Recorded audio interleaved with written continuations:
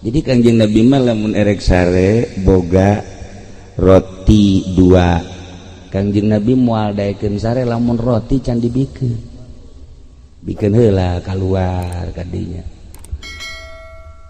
Geus beres dibikeun ka santrina tanu aya di sufah kara Kangjeng Nabi asup.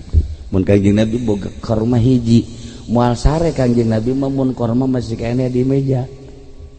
Bikin heula nurutan eta bae ge sesele tah nurutan eta bae ge datang ka modar urang moal bisa tuh jak wari bae ge Haji Pendi ye geus teh paevan nya nama ye lantaran huisna ge geus lain di dieu berarti hadapun bujal ge geus huisan kan ieu ge lain mikiran sedekah nya nama malah terus disering leungit berkat sering ai kula mah geus kudu dicaritakeun teu kudu geus pokona mah teh mah asal aya nyana pasti leungit. Lain sodako nyokotan. Panti balik teh mah. Berarti ai Kangjeng Nabi mah karakterna mikeunan, ai ieu mah karakterna nyokotan. Pansa balik mah tah mah. Aya jelema resep jasa ka Kangjeng Nabi tapi teu boga nanaon karakterna tukang beca, lain karakter kahirupan sapopena tukang beca. Ketika nyana nyaritakeun Kangjeng Nabi ku kabageuranana, nyaritakeun Kangjeng Nabi ku loyalna, nyana ngarenung kieu bae. Cek nyana aing ge hayangan aing teu boga nanaon. Lah aing mendek sedekah ngabeca bae ngan asal poe Jumat.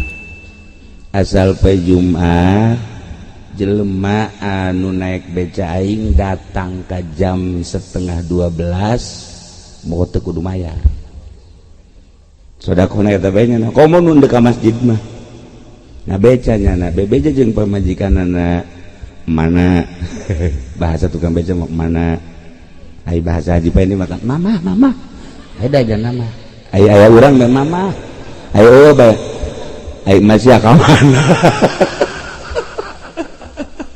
deres masya mah atuh deres masya mah malam teu semakin teu masya sia bae nya nah mana naon bapana ka tukang beca ye ieu mah kieu ye poe Jumaah ieu mah ngabeca ulang harapkeun duitnya sebab urang kan teu sedekah teu boga duit ieu mah deuk sedekah tanaga bae ting kaluar datang ka 11:30 ke 11:30 ka masjid.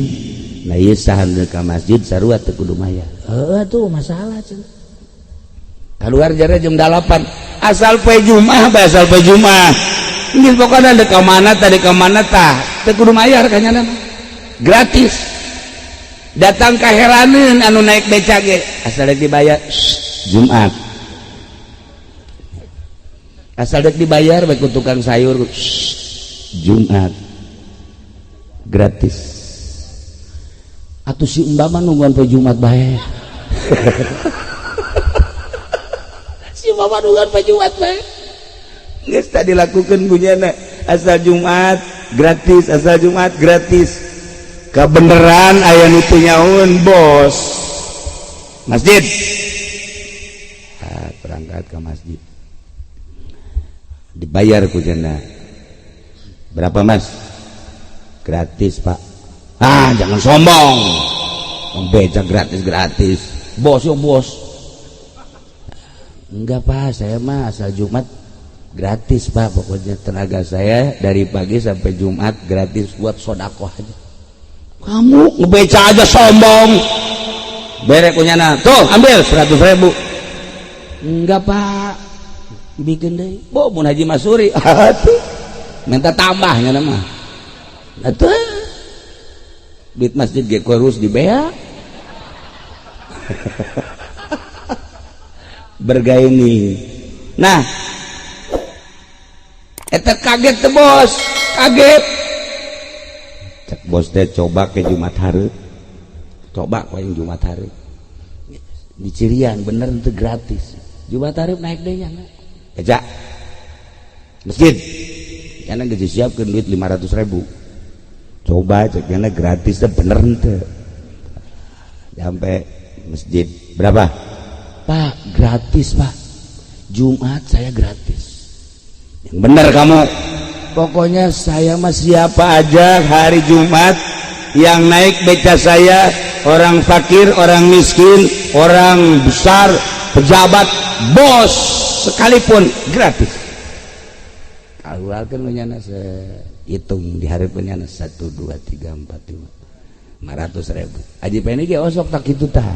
Percis Haji Peni sok kitu tah. 1, 2, 3, 4, 5, 6, 7, 8, 9, 10 kan 1 juta tah. Nu dicokot tungtung hiji tah.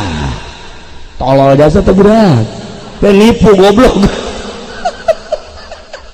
Internya apa? Inter nipu. Eta pernah nyarekan lik mere di Jakarta jeung kula ye. Tanpa ramain makan kieu bae. Ditunggunya bener sih 2000-an mah, tapi kan nyunaheun kadeulina bener teh. 1, 2, 3, 4, 5, 6, 7, 8, 9, 10 cak anu menta-menta gede oge ieu kan, berarti 10 kali 2 sabaraha? Iya, cokot punyana hiji set nih kieu bae teh tukang baramae galedeg sia ngaharen-haren bae emangnya mah kos kitu beureun ti leutik penipunya mah mandek dagangna tuh maju-maju tah barang dihitung mah asli mah bos 1, 2, 3, 4, 5 nih enggak Pak, saya mah asal hari Jumat gratis. Udah jangan gratis-gratis nih 500. Pokoknya walaupun berapa Pak, jangan pun 500, 5 juta nanti dulu. Saya udah tekad saya bulat asal hari Jumat gratis. Masya Allah, cak bos. Jelema nu kos kieu ye. Jelema nu kos kieu. Tas Jumat langsung nyana miheulaan nanya aya teh tukang beca di mana imahna ka salah satu jamaah. Oh nyana mah tuh di dieu ka ditu pengkolan asup tangke aya di dinya imahna. Langsung berangkat ke imahna diketrok lawang. Assalamualaikum 3 kali kaluar salam pamajikanana make mu kena kene. Waalaikumsalam. Betty ya mah. Ada apa Pak? Ini rumahnya Pak Anu. Iya, yang tukang becak. Betul.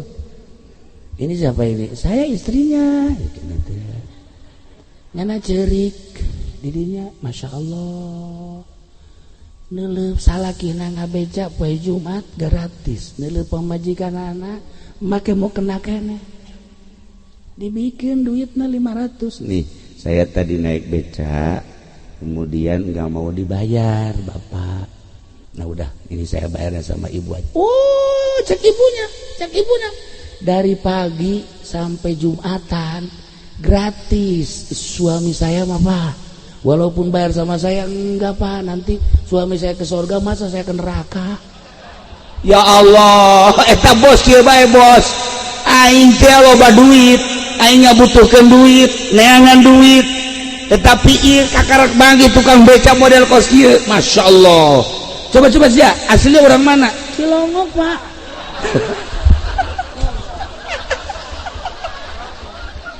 Siapa? Dasar hasud jeung mah.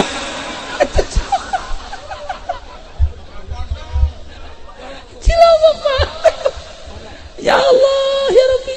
Idinya nyana ngutlakeun cai mata. Ya Allah, ya Rabbi. Horenganan jelema geus kabitaeun jasa ka surga ditanya. Teh, ieu nu mantak ieu kumaha? Nu mantak ieu cinta jasa ka Kangjeng Nabi. Kangjeng Nabi walaupun fakir tapi sedekahna terus baik.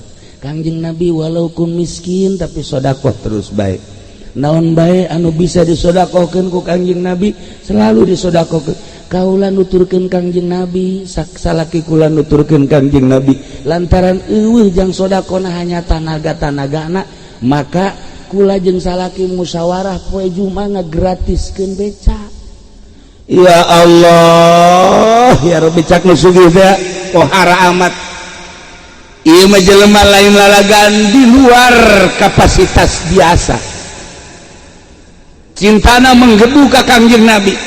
Akhirna balik nu sugih teh ngerenung bebeja ka pamajikanana neng bapak manggil tukang beca jeung pamajikanana seperti tadi caritakeun gitu yuk urang ngamimitian sedekah yuk urang cintakeun ka Kangjeng Nabi masa nu susah bisa sedekah urang henteu urang lamun nyaritakeun batur ngabangun masjid jaboga pantes batur ngabangun majelis boga puluhan juta geja pantes batur nyantun yatim piatu jaboga pantes ieu tukang beca jeung pamajikanana bapak can nyorang ngecelakeun cai mata saumur hirup tetapi kamari bapak ningali pamajikan tukang beca salakina ngagratiskeun tanaga barang datang ka imahna pamajikana maksi keneh make mau kena dibere duit ku bapak 500.000 cek nyana moal pa Jumat mah ya Allah ya Rabbi bapak tercengang ningali karakter model kos gitu yuk urang mulaian yuk ayo pak tuh cek nyana cintakeun urang ka Kangjeng Nabi ya Allah ya Rabbi disorot ku sinar Kangjeng Nabi kasorot ieu urang lamun lain aya sinar Kangjeng Nabi yang moal daek diuk di dieu atuh moal daek diuk di dieu ieu teh aya nur Kangjeng Nabian di kolbu urang aya nur ilahian di hate urang nu mantak daek diuk di dieu teh aya cahaya Allah aya cahaya Kangjeng Nabian di dieu di kolbu urang ngan kadang-kadang katutupan ku balak genep iya doang tadi di bandara boh eta Haji Peni gigian we naon tuh atuh ieu teu kaharti ku gorenganan urang Amerika susuna gede geus eta Masya Allah karim kula ge lamun teu mau sorban mah meureun dideulekeun ngan sorban make sorban api-api bae ieu ngan rada diintip teh jauh gede ya Allah eta bener teh urang Amerika luwis jasa teh mah Luis disusul ke orang Pakistan lah Luis oh barang turun di Cina teh Cina kasisian Haji Rusdi nya nangis ge bae bareng kotok nya tuh mulus jasa ceknya berarti jarang jauh meureun normalnya geus kasimpulan mah eta nu sugi pasini jeung pamajikanana Kak geus kieu bae lah tuh eta tukang beca teh urang mana haju urang ka Mekahkeun coba urang tanya ji bener oge ih pamajikanana ji nurut teh ih beneran kan boga pamajikan teh mongkos tukang beca tadi kan kebeneran akur dah ieu nu sugih ge boga pamajikan geunaheun tak kadangina pan aya jelema ye neng urang boga duit 10 juta ka masjidkeun 9 juta yuk nanaonan eling atuh salaki ditarekan eling 9 juta urang 1 juta nanaonan anu cager ge gering heula eta majikan kamu Masya Allah aya teu ngamuk neng urang boga duit 10 juta 9 juta ka masjidkeun yuk kabeh pamajikeun jeung hulu-hulu sia amboh itu orang pondok KTP-na Masya Allah nah akhirnya anu sugih teh geus sababaraha bulan datanglah ka tukang beca assalamualaikum waalaikumsalam naon Pak ieu mah deuk nanya bae daek teh ka Mekah macem-macem ente menek nanya daek tante ka Mekah atuh dek ditawaran ka Mekah masa anu teu daek aju maksud bapak naon bapak ndek ngamekahkeun ieu bapak jeung emakna jeung pamajikan sok kitu bapak mah sok kitu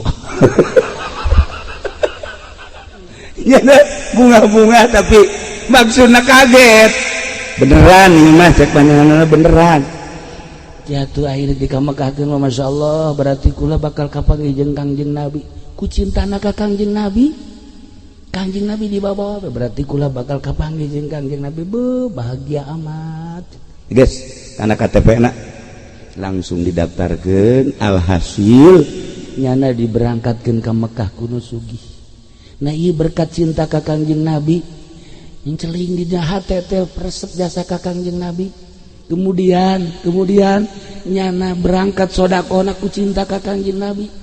Ujung-ujungna coba ge Eta mah kos inget ka dongeng kieu, aya jelema jore jasa beungeut lalaki ye asal nanya awewe ngambalieun asal nanya awewe ngabalieun nyana ge ngaca ieu beungeut aing beungeut perang ieu mah sakena.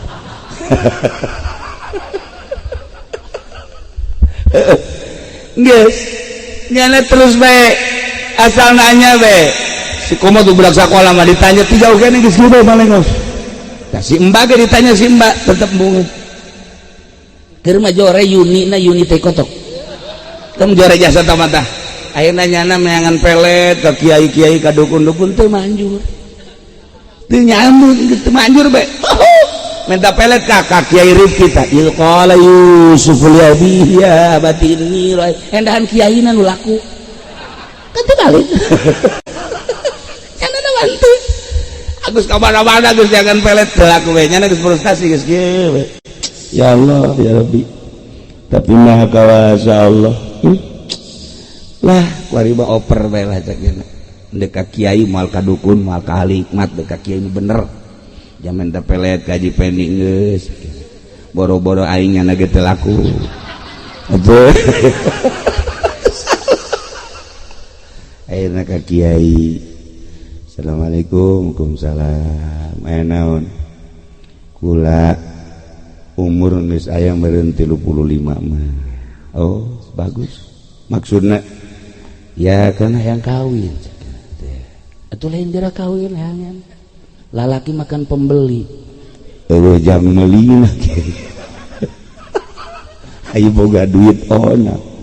Lah tuh urang sajajarkeun we jeung nu kieu kiai unggal nanya awewe embung ka budak sakola embungeun ka si mbak embungeun ka karyawati embungeun ka santri ge embungeun kunaon geus datang ka haji ulum ge embungeun ka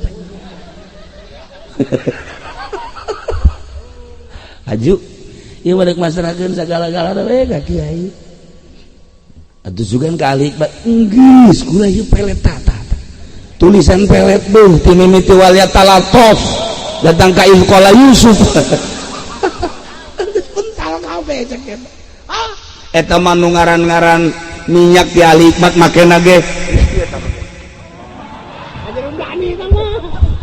Hah, teh ajurundani eta. Geus lain kitu teh disilang. Masyaallah. Timimiti minyak seunit datang ka minyak PPO. Datang ke minyak kelapa tetap kemanjur. Haji Masuri pada we kos gitu teh puding tah. Bae keur ngora kikian we nya. Tah Haji Puding jago pelet kos gitu.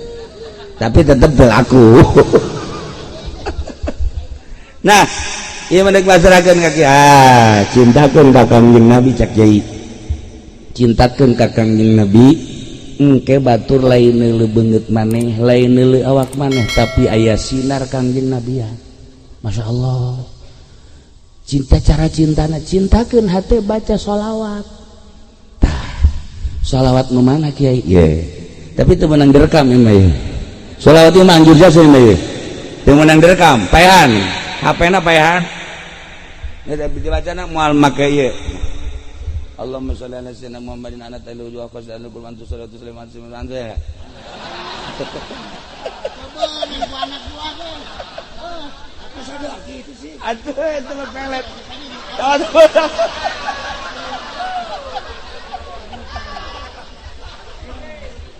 Bahkan tama lain ka awewe jam pedagang eta.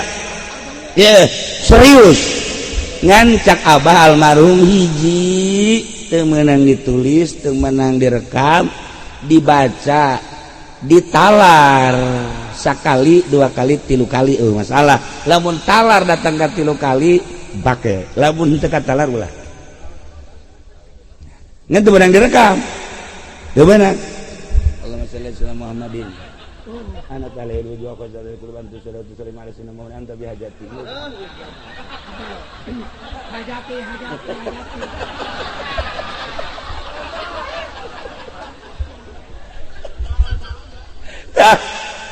Nah ya, akhirnya kujana diwirid takujana dengan cinta ka Kangjeng Nabi. Masya Allah dibere sabar kiai teu ngawirina lamun bisa saumur maneh mimitina dipoe lahir.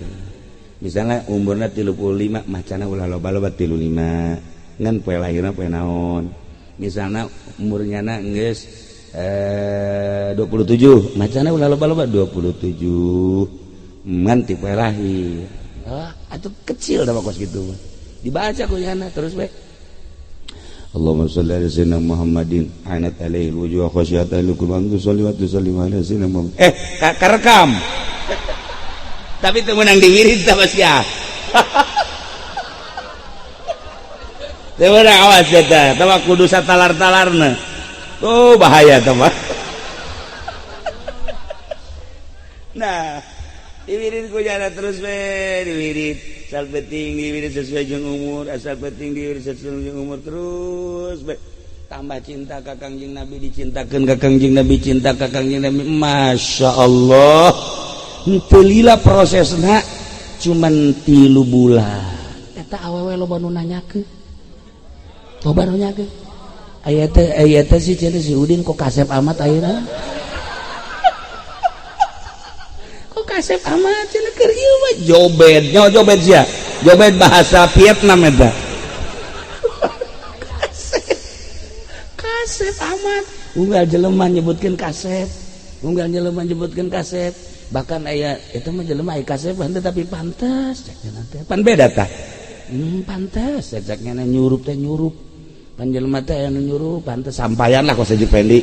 Aya kan nya mah awak mah sampaian. Topo ge sampai-sampai ku. Kasih bulan ada mah alhamdulillah lo bandar sepen ya akhirnya naon gitu nggak ngalamar kawe jadi tak eta sholawat modalnya cinta ka Kangjeng Nabi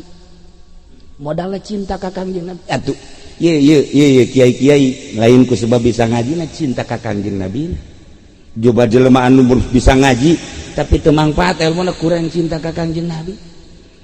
Loba jelema anu hebat elmuna tapi teu cinta ka Kangjeng Nabi naonan. Tah aya jelema lah elmuna teu sabaraha tapi cintana ka Kangjeng Nabi pohara. Luhung. Moal jelema diangkat jadi wali lamun teu cinta ka Kangjeng Nabi. Moal aya jelema diangkat jadi solihin lamun teu cinta ka Kangjeng Nabi. Moal aya jelema bisa ibadah ka Gusti Allah lamun teu cinta ka Kangjeng Nabi.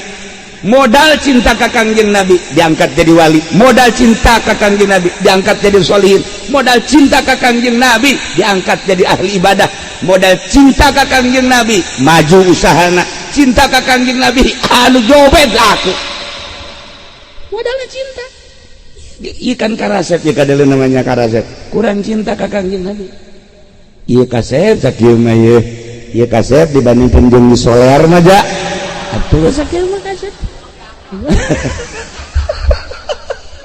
Tapi kurang cinta ka Kangjeng Nabi ya kos kieu ya mantap betah aja di Cilongok cenah ngaji kunaon datang ka ngendong-ngendong ai di imah dicarekan bae cenah kurang cinta ka Kangjeng Nabi cintakeun geura ka Kangjeng Nabi. Nah inilah tadi jelema susah cinta ka Kangjeng Nabi bisa ka Mekah jalan mati mana bae. Iya jelema jore cinta ka Kangjeng Nabi laku bahkan awewe ribut berebutkeun nyana ribut kaget sia kunaon ribut mah eta teh perebut anu jore tadi horenganan lain jorena aya sinar Kangjeng Nabi ya Masya Allah karim. Nah ilah Kangjeng Nabi teh lahir ke alam dunia geus teu boga bapa 5 tahun ibuna maot 6 tahun ibuna maot 7 tahun Kangjeng Nabi lantaran ibuna teu aya diurus ku Abdul Muthalib akina setahun kemudian maot dilangsungkeun pengurusana Abi Thalib. Masya Allah karim mamang teruslah sampai umur 9 tahun sampai umur 10 tahun Kangjeng Nabi ilu perang. Umur 10 tahun Kangjeng Nabi geus milu perang Harabul Fujar ngaranna antara kelompok yang kelompok. Kangjeng Nabi di barisan depan Muhammad Maneh kunaon ieu milu perang? Kula mah lain perang naon deuk ngadamekeun.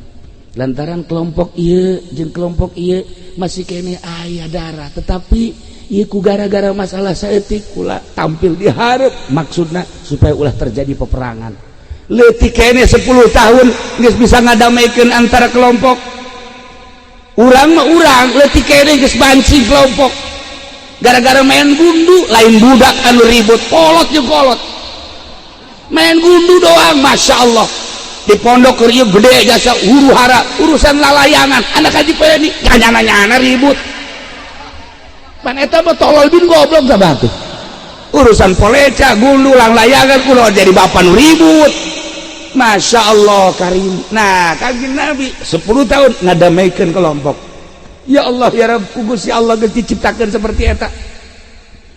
Umur 11 tahun Kanjeng Nabi geus katingali tampil setelah perang mulai aya tanda-tanda kedewasaan leuwih ti batur. Ya Allah, di mana leuwih ti baturna? Ketika batur kane klub, ketika batur kabar, ketika batur nyanyi-nyanyi, Kanjeng Nabi cuma senyum-senyum. Pernah Kanjeng Nabi diajak ku babaturanana, "Yuk, urang nyanyi-nyanyi di ditu." Kanjeng Nabi milu. Lantaran Kanjeng Nabi kan manusia biasa, suarana Kanjeng Nabi bagus, kemudian penampilan Kanjeng Nabi luar biasa, dek diorbitkan Kanjeng Nabi ngilu. Setelah di perjalanan Kanjeng Nabi kapanasan ku Gusti Allah dibere tunduh teu kuat Kanjeng Nabi, akhirnya babaturanana diteruskan tidak ada terus kayak kula menyusul baik. Kanjeng Nabi calik di batu dengan tuduhan luar biasa, rep sare diamankan ku Kanjeng Nabi ku Gusti Allah. Di tengah-tengah terik matahari dibutuhkan ku babaturanana lantaran Kanjeng Nabi suarana bagus, penampilanana hebat, ketingali kedewasaanana, tapi diamankan ku Gusti Allah. Di tengah-tengah terik matahari di batu Kanjeng Nabi sare. Coba eta Allah maha kawasa ngamankeun Kanjeng Nabi lain di kamar, ngamankeun Kanjeng Nabi lain di bawah pohon, tapi di luhur batu. Mata kekare di pengamanan Gusti Allah mah ulah aneh. Lamun orang nyaritakeun Islam di Indonesia hebat, teu aneh. Di Malaysia hebat, teu aneh. Di Saudi Arabia teu aneh. Tapi justru di Amerika tumbuh wari Islam. Ieu kan satu keanehan. Ulah aneh. Lamun urang kuari di Saudi Arabia kukula geus dibahas sabaraha minggu ka tukang bahwa Saudi Arabia bakal dirubah tina Wahabi menjadi Sunni. 200 pangeran tangkap, 6 pangeran tembak Salman lantaran dirubah dengan bahasa korupsi. Tetapi lain eta aya penelitian ti Raja Salman setelah ke Indonesia. Hikmah kunjungan ke Indonesia lain sembarangan. Panjang kukula bun diceritakan tentang kunjungan ke Indonesia dan kunjungan-kunjungan ke negara lain sehingga merubah negara. Tina Wahabi dek jadikan Sunni. Kuari di Mekah aya maulidan. Matak lamun di Indonesia aya anu ngabidahkeun, aya anu ngawahabikeun. Ieu katinggaleun di Mekah ge kuari Sunni. Di Madinah tadi kamari muludan. Masya Allah, biasa ya Nabi salam. Kaji peni geus kieu bae urang ka ditu naon? Berkat dah gede meureun. Ka berkat bae cenah mah. Masya Allah dasar orek koros. Main kuluhum bae. Tahun 12, umur 12 tahun Kanjeng Nabi katingali luar biasa. Di antara keistimewaan Kanjeng Nabi katingali ku masyarakat sebab Kanjeng Nabi kan ngangon embe. Ditalingakeun ku kabehan.